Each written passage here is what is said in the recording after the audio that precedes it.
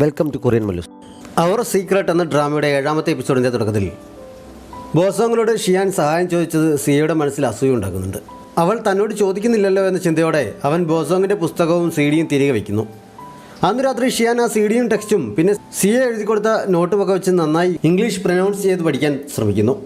ആ സമയത്ത് അച്ഛൻ മുറിയിലേക്ക് വന്നിട്ട് നീ ഫോൺ വേണമെന്ന് പറഞ്ഞു എന്ന് അമ്മ പറഞ്ഞു. തൽക്കാലം നീ എൻ്റെ ഫോൺ ഉപയോഗിച്ചോ, ഞാൻ എൻ്റെ പഴയ ഫോൺ ഉപയോഗിച്ചോളാം എന്ന് അച്ഛൻ പറഞ്ഞപ്പോൾ അത് വേണ്ട, എനിക്കിപ്പോൾ ഫോണിൻ്റെ അത്യാവശ്യമൊന്നുമില്ല, കൂട്ടുകാരെ വിളിക്കാൻ വേണ്ടിയല്ലേ, അവർ നമ്മുടെ ലാൻഡ് ഫോണിലേക്ക് വിളിച്ചോളും എന്നവൾ പറയുന്നു. അത് സമ്മതിച്ചിട്ട് ഇടയ്ക്കൊക്കെ നിൻ്റെ ഫ്രണ്ട്സിനെ കൂടി ഇങ്ങോട്ടേക്ക് ഡിന്നറിൽ ക്ഷണിക്കണം, നിങ്ങളുടെ ഫ്രണ്ട്ഷിപ്പ് കൂടാൻ അത് സഹായിക്കുമെന്ന് അച്ഛൻ അവളെ ഉപദേശിക്കുന്നു. കട്ടിലിരിക്കുന്ന നോട്ട്ബുക്കിൽ വേറെ ആരുടെയോ ഹാൻഡ് റൈറ്റിംഗ് കണ്ട് ഇത് ആരുടെയാണെന്ന് അച്ഛൻ ചോദിക്കുന്നു. ഞാൻ ഇംഗ്ലീഷ് ക്ലാസ്സിൽ ഇടയ്ക്കൊന്ന് ഉറങ്ങിപ്പോയി, എനിക്ക് ആ നോട്ട് എഴുതി തന്നതാണ് എന്നവൾ പറഞ്ഞപ്പോൾ നീ ഇപ്പോഴും ക്ലാസ്സിലൊന്നും ഉറങ്ങുമോ?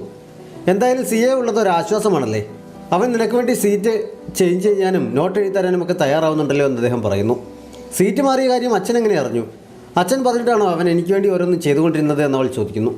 പുതിയ സ്കൂളായതുകൊണ്ട് നിന്നെ ഒന്ന് സഹായിക്കാൻ ഞാൻ അവനോട് പറഞ്ഞതേ ഉള്ളൂ എന്ന് അച്ഛൻ പറഞ്ഞപ്പോഴേക്കും അച്ഛൻ എനിക്ക് വേണ്ടി ഇങ്ങനെയുള്ള കാര്യങ്ങൾ ചെയ്യുന്നതൊന്ന് നിർത്തുമോ? എൻ്റെ കാര്യം നോക്കാനുള്ള കഴിവൊക്കെ എനിക്കുണ്ട്, അതുമാത്രമല്ല മറ്റുള്ളവർ എനിക്ക് വേണ്ടി അവർക്കിഷ്ടമില്ലാത്ത കാര്യങ്ങൾ ചെയ്യാൻ നിർബന്ധിക്കുന്നത് എനിക്കിഷ്ടമല്ല എന്നും അവൾ പറയുന്നു.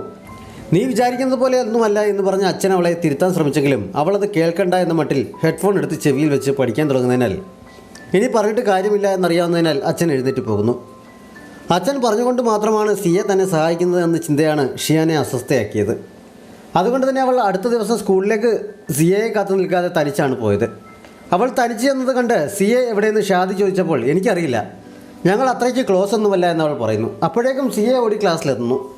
അവനെ കണ്ടതും ഞാൻ ഇംഗ്ലീഷ് ടീച്ചറിൻ്റെ അടുത്ത് പറഞ്ഞു കേൾപ്പിക്കാൻ പോവുകയാണെന്ന് ഷാദിയോട് പറഞ്ഞിട്ട് ഷിയാൻ സിയയെ മൈൻഡ് ചെയ്യാതെ പെട്ടെന്ന് എഴുന്നേറ്റ് പുറത്തേക്ക് പോകുന്നു.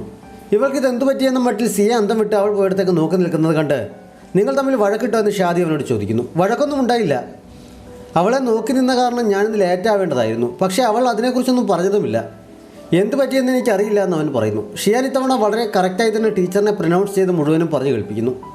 ഇത്ര പെട്ടെന്ന് ഇത്ര നല്ല മാറ്റമുണ്ടായതിന് ടീച്ചർ അവളെ അഭിനന്ദിക്കുന്നുണ്ട്. നിൻ്റെ ഡെസ്ക്മേറ്റ് സിയെ അല്ലേ, അവൻ സ്പോക്കൺ ഇംഗ്ലീഷിൽ നല്ല അറിവുണ്ട്, ഇടയ്ക്ക് അവനൊപ്പം പ്രാക്ടീസ് ചെയ്താൽ മതി, കുറച്ചുകൂടി മെച്ചപ്പെടും, അതിൽ നാണക്കേടൊന്നും വിചാരിക്കേണ്ടെന്ന് ടീച്ചർ അവളോട് പറയുന്നു. അവൻ ഇപ്പോൾ തന്നെ എന്നെ ഒരുപാട് സഹായിച്ചു കഴിഞ്ഞു എന്ന് അവൾ പറയുന്നുണ്ട്. ഷിയാൻ ക്ലാസ്സിലേക്ക് മടങ്ങി വരുമ്പോൾ വരാന്തയിൽ വെച്ച് എതിരെ വന്ന ഒരു കുട്ടിയുടെ കയ്യിലിരുന്ന ജ്യൂസ് അബദ്ധത്തിൽ അവളുടെ ഡ്രസ്സിലേക്ക് തെറിച്ചു വീഴുന്നു.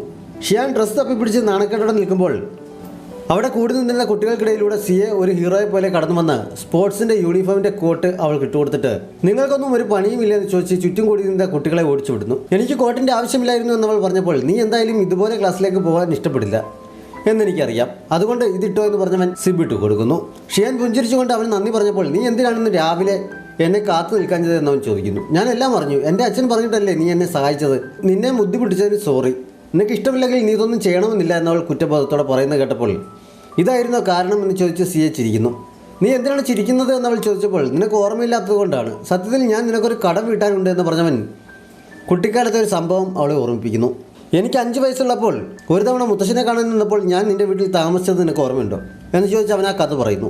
ഷിയാനും സിയയും ഒരുമിച്ചാണ് അന്ന് ഉറങ്ങാൻ കിടന്നത്. ഉറക്കത്തിനിടയിൽ മൂത്രശങ്ക തോന്നിയ സിയെ ഷിയാനെ വിളിച്ചുണർത്തി ടോയ്ലറ്റ് എവിടെയാണെന്ന് അന്വേഷിച്ച് കൂട്ടിന് വരാൻ പറഞ്ഞെങ്കിലും ഉറക്കച്ചടവിലായിരുന്ന ഷിയാൻ ടോയ്ലറ്റ് എവിടെയാണെന്ന് പറഞ്ഞു കൊടുത്തിട്ട് തിരിഞ്ഞു കിടന്നുറങ്ങുന്നു.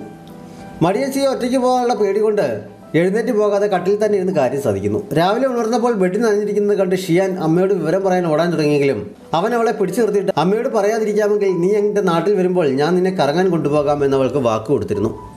നിന്നെ ആദ്യം കണ്ടപ്പോൾ എനിക്ക് ഈ സംഭവമാണ് ഓർമ്മ വന്നത് എന്നവൻ പറയുന്നത് കേട്ട് നിനക്ക് ഇങ്ങനെ ഒരു പാസ്റ്റ് ഉണ്ടായിരുന്നു എന്ന് ചോദിച്ച് ഷിയാൻ അവനെ കളിയാക്കി ചിരിക്കാൻ തുടങ്ങുന്നു. വേറെ ആരോടും ഇതിനെക്കുറിച്ച് പറഞ്ഞു പോകരുത് എന്ന് അവൾക്ക് വാണിംഗ് കൊടുത്തിട്ട് അവൻ മുന്നോട്ട് നടക്കുന്നു. ഷിയാൻ ചിരിയടക്കാൻ പാടുപെട്ടുകൊണ്ട് അവൻ്റെ പുറകെ ഓടിച്ചെന്നിട്ട് അപ്പോൾ നമ്മൾ എവിടെയാണ് കറങ്ങാൻ പോകുന്നത്, നീ എന്നെ കൊണ്ടുപോകാമെന്ന് വാക്ക് തന്നതല്ലേ എന്നവൾ ചോദിക്കുന്നു. നീ കലക്കവെള്ളത്തിൽ മീൻ പിടിക്കാനുള്ള ശ്രമമാണല്ലേ എന്നവൻ ചോദിച്ചെങ്കിലും ശനിയാഴ്ച ഉച്ചയ്ക്ക് 1 മണിയാകുമ്പോഴേക്കും റെഡിയായി നിൽക്കാൻ പറയുന്നുണ്ട്. ശനിയാഴ്ച അവൾ താമസിച്ച് എഴുന്നേറ്റ് കാപ്പി കുടിക്കാൻ നിന്നപ്പോൾ കുറച്ച് കഴിയുമ്പോൾ മാത്സ് പഠിക്കാൻ ഒരു സാറിൻ്റെ വീട്ടിൽ പോകുന്ന കാര്യം പറഞ്ഞപ്പോൾ എനിക്കിന്ന് ഉച്ച കഴിഞ്ഞ് ബോർഡിലെ ന്യൂസ് പേപ്പർ വരയ്ക്കാൻ സ്കൂളിൽ വരെ പോകണം എന്നവൾ കള്ളം പറയുന്നു. നീ ക്ലാസ് ലീഡറൊന്നുമല്ലല്ലോ, പിന്നെ എന്തിനാണ് ഇതൊക്കെ ചെയ്യുന്നത് എന്ന് അമ്മ ചോദിച്ചപ്പോൾ ഫ്രണ്ടിനെ സഹായിക്കുന്നതേ ഉള്ളൂ എന്നവൾ പറയുന്നു. നീ പഠിക്കാനുള്ള സമയം വേസ്റ്റാക്കി ഇങ്ങനെ ഒന്നും ചെയ്യാൻ ഏൽക്കണ്ട എന്നമ്മ പറയുന്നുണ്ട്. സിയെ പറഞ്ഞിരുന്ന സമയത്ത് തന്നെ തയ്യാറായി ഷിയാൻ്റെ വീടിന് മുന്നിലെത്തിയെങ്കിലും ഡ്രസ്സിൻ്റെ കൂടെ ഇടാനുള്ള കോട്ട് 2 എണ്ണം മാറിയും തിരിഞ്ഞും വിട്ട് ഭംഗി നോക്കി കണ്ണാടിക്ക് മുന്നിൽ നിന്ന് അവൾ കുറേ താമസിക്കുന്നുണ്ട്. കാത്തു നിന്നും അടുത്ത സിയെ വീടിന് മുന്നിലായി ചെസ് കളിച്ചുകൊണ്ടിരുന്ന അമ്മാവന്മാർക്കരികിലേക്ക് ബോറടി മാറ്റാനായി പോയി നിൽക്കുന്നു. പെർഫ്യൂം അടിക്കാനും മറ്റുമായി കുറേ സമയം കൂടി ചിലവഴിച്ച ശേഷമാണ് ഷിയാൻ പുറത്തേക്ക് ഇറങ്ങി വന്നത്. അവൾ വന്നപ്പോൾ സിയയും അമ്മാവന്മാർക്കൊപ്പം കളിക്കാൻ തുടങ്ങിയിരുന്നു. ഷിയാനെ കണ്ടപ്പോൾ അവൻ കളി മതിയാക്കി എഴുന്നേറ്റ് പോകുന്നു. കളി തീരുന്നതിന് മുമ്പ് പോയതിനാൽ അമ്മാവന്മാർ ദേഷ്യപ്പെട്ടവനെ വഴക്ക് പറയുന്നുണ്ട്. നീ താമസിച്ചത് കൊണ്ടാണ് എനിക്കിപ്പോൾ വഴക്ക് കേൾക്കേണ്ടി വന്നത് എന്ന് പറഞ്ഞവൻ അവളെ കുറ്റപ്പെടുത്തുന്നുണ്ട്. ഞാനൊരു പെൺകുട്ടിയല്ലേ, എനിക്ക് റെഡിയാകാൻ കുറച്ച് സമയം വേണ്ടേ എന്നവൾ ചോദിക്കുന്നു. പെർഫ്യൂമിൻ്റെ മണം വന്നതിനാൽ ഇതെന്തിൻ്റെ മണമാണ് എന്നവൻ ചോദിച്ചെങ്കിലും ഒന്നുമില്ല എന്ന് പറഞ്ഞവൾ പുഞ്ചിരിയോടെ മുന്നോട്ട് നടക്കുന്നു. കഫേയിലിരിക്കുമ്പോൾ ഇന്ന് എൻ്റെ ട്രീറ്റാണ് എന്ന് ഷിയാൻ പറയുന്നു. ഒരു പെൺകുട്ടിയെ കൊണ്ട് ബില്ലടയ്ക്കാൻ ഞാൻ സമ്മതിക്കില്ല എന്നവൻ പറഞ്ഞപ്പോൾ നീ മിക്കവാറും പെൺകുട്ടികൾക്കൊപ്പം കറങ്ങാൻ പോകാറുണ്ടെന്നാണല്ലോ തോന്നുന്നത് എന്നവൾ കളിയാക്കി പറയുന്നു. ഞാൻ ആരുടെയും കൂടെ പോയിട്ടില്ല എന്നവൻ ദേഷ്യത്തിൽ പറയുന്നുണ്ട്. ഈ സിറ്റിയിൽ കാണാൻ പറ്റിയ സ്ഥലങ്ങൾ വലുതുമുണ്ടോ എന്നവൾ ചോദിച്ചപ്പോൾ അവൻ പ്രധാനപ്പെട്ട കുറച്ച് സ്ഥലങ്ങളും അതിനെക്കുറിച്ച് ചെറിയൊരു വിശദീകരണവും ഒക്കെ അവൾക്ക് നൽകുന്നു. നിനക്ക് എല്ലാ കാര്യങ്ങളെക്കുറിച്ചും നല്ല അറിവാണല്ലോ, മാത്രമല്ല എല്ലാ കാര്യങ്ങൾ ചെയ്യാനും നീ മിടുക്കനാണ് എന്നവൾ പറഞ്ഞപ്പോൾ നിന്നെ വെച്ച് നോക്കുമ്പോൾ ശരിയാണ് എന്ന് പറഞ്ഞവൻ അവളെ കളിയാക്കുന്നു. നിനക്ക് എപ്പോഴും ഇങ്ങനെ എന്നെ കളിയാക്കണം എന്നവൾ ചോദിച്ചപ്പോൾ നിന്റെ ഇതുപോലത്തെ കുറേ ചിന്തകൾ മാറ്റിവെച്ചാൽ നീ നോർമലായേനെ എന്നവൻ പറയുന്നു. അവൻ പറയുന്നത് കേൾക്കാൻ ആകാംക്ഷയോടെ ഇരുന്ന ഷിയാനെ അത് കേട്ടപ്പോൾ ദേഷ്യം വരുന്നു. നോർമലല്ലാത്തത് നീയാണ് എന്നവൾ ദേഷ്യപ്പെട്ട് പറയുന്നു. നിനക്ക് ഇവിടെ എവിടെയെങ്കിലും കാണാൻ പോകണമെന്നുണ്ടെങ്കിൽ മുൻകൂട്ടി എന്നോട് പറയാമെങ്കിൽ ഞാൻ ഒപ്പം വരാം എന്നവൻ പറഞ്ഞപ്പോൾ അവൾ സന്തോഷത്തോടെ സമ്മതിക്കുന്നു. അപ്പോഴാണ് എന്തോ സാധനം വാങ്ങാനായി അവിടെ എത്തിയ ബോസോങ് അവരെ കണ്ടത്. അവൻ ഷിയാനെ വിളിച്ചപ്പോൾ അവൾ ചാടി എണീറ്റ് അവനരികിലേക്ക് ചെന്ന് എന്താണ് ഇവിടെ എന്ന് അന്വേഷിക്കുന്നു. സാധനങ്ങൾ വാങ്ങാൻ വന്നതാണ് എന്നറിയിച്ചിട്ട് ഇതാണോ നിന്റെ ഡെസ്ക് മേറ്റ് എന്നവൻ ചോദിക്കുന്നു. അവൾ അതേന്ന് പറഞ്ഞപ്പോൾ നിങ്ങൾ ക്ലോസ് ആണെന്ന് തോന്നുന്നല്ലോ എന്നവൻ ചോദിക്കുന്നു. ഷിയാൻ നാണത്തോടെ അങ്ങനെയൊന്നുമില്ല എന്ന് പറയുന്നുണ്ട്. അവർ വളരെ ക്ലോസായി നിന്ന് സംസാരിക്കുന്നത് സിയയ്ക്ക് തീരെ ഇഷ്ടപ്പെടുന്നുണ്ടായിരുന്നില്ല. അവൻ മേശപ്പുറത്തിരുന്ന ഭക്ഷണം മൊത്തത്തിൽ കുത്തി വായിൽ നിറയ്ക്കുന്നുണ്ട്. ബോസോങ്ങിനെ അവൻ്റെ ഭാവം കണ്ടപ്പോൾ താൻ വന്നത് അവൻ ഇഷ്ടപ്പെട്ടില്ല എന്ന് മനസ്സിലായതിനാൽ അവൻ പെട്ടെന്ന് യാത്ര പറഞ്ഞു പോകുന്നു. ഷിയാൻ തിരികെ ചെന്നപ്പോൾ ഭക്ഷണം വായിൽ കുത്തി നിറച്ചിരിക്കുന്ന സിയയെ കണ്ട് അവൾക്ക് ചിരി പൊട്ടുന്നു. ചിരി അടക്കാൻ പാടുപെട്ടുകൊണ്ട് നീ എൻ്റെ ഫിഷ് ബോൾസും കൂടി എടുത്ത് കഴിച്ചത് എന്തിനാണ് എന്നവൾ ചോദിച്ചപ്പോൾ നിന്റെ സന്തോഷം കണ്ടപ്പോൾ നിനക്ക് തീരെ വിശപ്പുണ്ട് എന്ന് എനിക്ക് തോന്നിയില്ല എന്നവൻ പറയുന്നു. എന്നുവെച്ച് നീ എൻ്റെയും കൂടി കഴിക്കണമായിരുന്നോ? ഇനി ഒരെണ്ണം കൂടിയേ ബാക്കിയുള്ളല്ലോ എന്നവൾ പറയുന്നു. എനിക്ക് നിറഞ്ഞു, ഇത് കഴിഞ്ഞ് നമുക്കൊരു സിനിമയ്ക്ക് കൂടി പോകാം, എൻ്റെ ട്രീറ്റാണ് എന്നവൻ പറയുന്നു. ചിരിക്കുന്നതിനിടയിൽ അവളത് സമ്മതിക്കുന്നു. അവിടുന്ന് അവർ നേരെ പോയത് സിനിമയ്ക്കാണ്. ഏത് സിനിമ കാണണം എന്നവൻ ചോദിച്ചപ്പോൾ അവിടെ ഉണ്ടായിരുന്ന 2012 എന്ന ഹോളിവുഡ് സിനിമ കാണാമെന്ന് ഷിയാൻ പറയുന്നു. അവൻ അവളെ അവിടെ നിർത്തിയിട്ട് ടിക്കറ്റ് എടുക്കാനായി പോകുന്നു. സിയ ക്യൂവിൽ നിൽക്കുന്നത് കണ്ടുകൊണ്ട് അവനെ ഒന്ന് മുട്ടാൻ വേണ്ടി മാത്രം 2 പെൺകുട്ടികൾ അവൻ്റെ പുറകെ ഓടിച്ചെല്ലുന്നതും അറിയാത്ത മട്ടിൽ ഇടിക്കുന്നതുമൊക്കെ കണ്ട് ഷിയാൻ മാറി നിന്ന് ആസ്വദിച്ച് ചിരിക്കുന്നു. ടിക്കറ്റ് എടുത്ത് വന്ന സിയെ അവൾക്ക് 3D ഗ്ലാസ് നൽകിയപ്പോൾ ഇതെന്താണ് എന്ന് അവൾ ചോദിക്കുന്നു. ഇത് 3D കണ്ണടയാണ്, നിനക്കറിയില്ലേ എന്നവൻ ചോദിച്ചപ്പോൾ അറിയില്ലെന്ന് സമ്മതിക്കാതെ പിന്നെ എനിക്കറിയാം, ഞാൻ മുമ്പ് കണ്ടിട്ടുണ്ട് എന്ന് പറഞ്ഞവൾ അതുമായി അകത്തേക്ക് നടക്കുന്നു. അവൾ കള്ളം പറഞ്ഞതാണെന്ന് മനസ്സിലാവുന്നതിനാൽ സിയെ പുഞ്ചിരിക്കുന്നുണ്ട്. വലിയ ഗമയിൽ അകത്തേക്ക് കയറി ഷിയാൻ 3D കണ്ണട ഉപയോഗം മനസ്സിലായപ്പോൾ സ്ക്രീനിലേക്ക് നോക്കാൻ കഴിയാത്ത വിധമായിരുന്നു അവളുടെ അവസ്ഥ. കണ്ണിലേക്ക് കയറുന്ന വിധത്തിലുള്ള ഓരോ സീനിലും അവൾ ഞെട്ടി കണ്ണട ഊരി മാറ്റാനൊക്കെ ശ്രമിക്കുന്നുണ്ട്. ഒരു തവണ കയ്യിലിരുന്ന പോപ്കോൺ തെറിച്ച് താഴെ വീഴുന്നത് കണ്ട് സിയെ അവളെ ശ്രദ്ധിക്കുന്നു. അവന് കാര്യം മനസ്സിലാക്കുന്നുണ്ട്. അപ്പോഴാണ് ഷൻസി ഒരു ഫ്രണ്ടിനൊപ്പം അവർക്ക് മുന്നിലെ സീറ്റിൽ വന്നിരിക്കുന്നത്. അവൾ സിയയെ കണ്ട് ഹായ് പറയുന്നുണ്ട്. ഷൻസി കൂടെയുള്ള ഫ്രണ്ടിനോട് ക്ലോസ് ആയി തന്നെ സംസാരിക്കുന്നത് കണ്ടപ്പോൾ ഷിയാൻ കണ്ണടയൊക്കെ ഉരുമാറ്റി സിയയോട് നീ മൂഡ് ഓഫ് ആയോ എന്ന് അന്വേഷിക്കുന്നു. എന്തിനാണെന്ന് അവൻ ചോദിച്ചപ്പോൾ ഷൻസി ഇരിക്കുന്നിടത്തേക്ക് നോക്കിക്കൊണ്ട് മൂഡ് ഓഫ് ആവേണ്ടതാണല്ലോ എന്ന് പറയുന്നത് കേട്ട് നീ ഒരു ഇഡിയറ്റ് ആണല്ലോ എന്നവൻ പറയുന്നുണ്ട്. വാസ്തവത്തിൽ അവൾ ബോസോങ്ങിനോട് സംസാരിക്കുന്നത് കണ്ടപ്പോഴാണ് അവൻ മൂഡ് ഓഫ് ആയത്. അത് പക്ഷേ അവൾക്ക് മനസ്സിലായതേ ഇല്ല. അതുകൊണ്ടാണ് അവൻ അങ്ങനെ പറഞ്ഞത്. സിനിമ കഴിഞ്ഞ് മടങ്ങുമ്പോൾ ഞാൻ നിന്റെ കടം വിട്ടിരിക്കുന്നു, ഇപ്പോൾ നമ്മൾ തുല്യരായേ എന്നവൻ പറഞ്ഞപ്പോൾ ഇനിയിപ്പോൾ നിനക്കെന്നെ സഹായിക്കേണ്ട ആവശ്യമൊന്നുമില്ലല്ലോ എന്നവൾ പറയുന്നു. ഫൈനൽ എക്സാം അടുക്കാറായതുകൊണ്ട് എൻ്റെ സഹായം വേണ്ടി വരുമോ ഇല്ലയോ എന്നൊക്കെ കണ്ടറിയാം എന്നവൻ പറഞ്ഞപ്പോൾ ഞാൻ എന്തായാലും നിന്റെ സഹായം ചോദിച്ചു വരാൻ പോകുന്നില്ല എന്ന് പറഞ്ഞവൾ സ്പീഡിൽ മുന്നിലേക്ക് നടക്കുന്നു. പക്ഷേ മുന്നിലെ വളവ് തിരിഞ്ഞവൾ എതിരെ വന്ന ആഞ്ചലിയുവിനെ കണ്ട് വന്നതിൻ്റെ ഇരട്ടി സ്പീഡിൽ തിരിഞ്ഞ് സിയയുടെ അടുത്ത് നിന്ന് ക്ലാസ് ടീച്ചർ വരുന്നുണ്ട് എന്നറിയിക്കുന്നു. അപ്പോഴേക്കും അവളെ കണ്ട ആഞ്ചലിയു അവളുടെ പേര് ഉറക്കെ വിളിച്ചുകൊണ്ട് വരുന്നത് അവൻ കേൾക്കുന്നു. സിയ പെട്ടെന്ന് അവളുടെ കയ്യിൽ പിടിച്ച് വലിച്ച് അവിടെ നിന്ന് ഓടുന്നു. എന്തിനാണ് ഓടുന്നത് എന്നവൾ ചോദിച്ചെങ്കിലും അവൻ മറുപടിയൊന്നും പറയുന്നില്ല. ആഞ്ചലിയു ഓടി അവിടെ എത്തിയപ്പോൾ അവിടെയെങ്ങും ആരെയും കാണുന്നുണ്ടായിരുന്നില്ല. ആ സമയത്ത് അദ്ദേഹത്തിന് ലോൺ വേണോ എന്ന് ചോദിച്ചുകൊണ്ട് ഒരു ബാങ്കിൽ നിന്ന് കോൾ വരുന്നുണ്ട്. അവർ വിളിച്ചാൽ പിന്നെ ഫോൺ വെക്കില്ലെന്ന് നമുക്കറിയാവുന്നതല്ലേ. അവരോട് മറുപടി പറഞ്ഞ് ഫോൺ വെപ്പിക്കാനുള്ള ശ്രമത്തിനിടയിൽ അദ്ദേഹത്തിൻ്റെ ശ്രദ്ധ അങ്ങോട്ട് മാറുന്നു. അദ്ദേഹം നിൽക്കുന്നതിൻ്റെ തൊട്ടടുത്ത് തന്നെ ഒരു സ്റ്റെയറിൻ്റെ അടുത്ത് സിയയും ഷിയാനും ഒളിച്ചിരിക്കുന്നുണ്ടായിരുന്നു. സാർ പോകുന്നില്ല എന്നവൾ പതുക്കെ സിയയോട് ചോദിച്ചപ്പോൾ മിണ്ടരുതെന്ന് അങ്ങി കാണിച്ച് അവൻ അവളുടെ വായ പൊത്തിപ്പിടിച്ചിട്ട് സാർ കേട്ടോ എന്നറിയാൻ അവിടേക്ക് നോക്കുന്നു. അദ്ദേഹം ഫോൺ വിളിയുടെ ശ്രദ്ധയിലാണെന്ന് മനസ്സിലായി തിരിഞ്ഞപ്പോഴാണ് അവളുടെ വായ എപ്പോഴും പൊത്തിപ്പിടിച്ചിരിക്കുകയാണല്ലോ എന്നവൻ ശ്രദ്ധിച്ചത്. ഷിയാൻ്റെ മുഖം അവൻ്റെ തൊട്ടടുത്തുമായിരുന്നു.